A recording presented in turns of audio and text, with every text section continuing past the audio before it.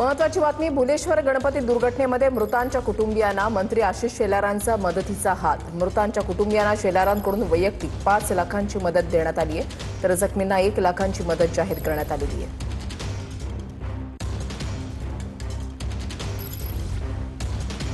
भुलेश्वर दुर्घटनेनंतर गणेश मंडळांना जल्लोष टाळण्याचं गणेशोत्सव समन्वय समितीचं आवाहन आहे। जल्लोष न करता साधेपणानं आगमन सोहळा पार पाडावा असं आवाहन समितीने केलेलं आहे।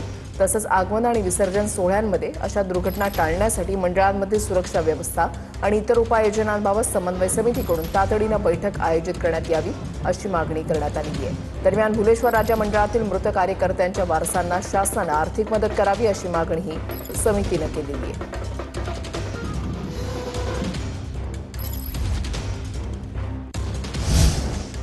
शेतकरी कर्जमाफीचं काम अत्यंत संथ गतीनं सुरू असल्याचं रोहित पवारांचं म्हणणं आहे। 80 दिवस उलटूनही केवळ 6 लाख शेतकऱ्यांनाच कर्जमाफी मिळाली असं रोहित पवारांनी म्हटलंय।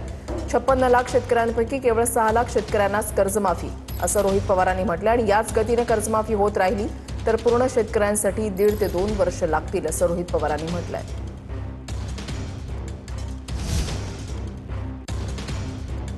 शेतकरी कर्जमाफीचं काम अत्यंत संथ गतीनं सुरू असल्याचं रोहित पवार यांचं म्हणणं आहे। 80 दिवस उलटलेले आहेत आणि केवळ 6 लाख शेतकऱ्यांनाच कर्जमाफी आतापर्यंत मिळालेली आहे आणि जर हीच गती राहिली तर पुढची 10 वर्ष शेतकरी कर्जमाफीसाठी लागतील असं रोहित पवारांनी म्हटलेलं आहे।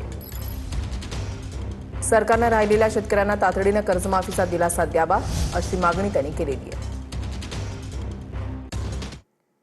ठाणे शहर वस्ती विकास प्रकल्प अंतर्गत अभ्यासिकेमधील विद्यार्थ्यांनी यावर्षी देशाची सीमा सांभाळणाऱ्या जवानांना राखी पाठवण्याचा अनोखा संकल्प केलाय।